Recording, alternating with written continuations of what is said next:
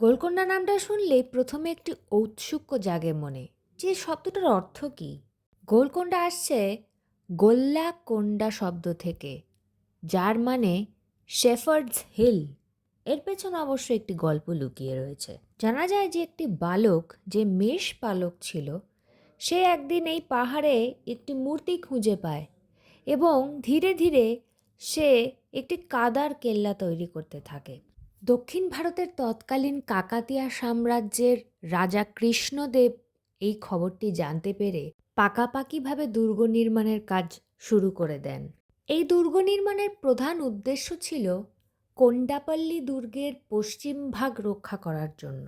পরবর্তীকালে বাহমনি শাসকদের আক্রমণ হলে ১৩৬৩ সালে একটি চুক্তির ভিত্তিতে এই কেল্লা বাহমনি শাসকদের হাতে কাকাতিয়ারা ছেড়ে দেয়। বাহমনি শাসকরা এই দুর্গকে পরবর্তীকালে গ্রানাইট পাথর দিয়ে সংস্কার করে একটি অত্যন্ত শক্তিশালী দুর্গে পরিণত করেন।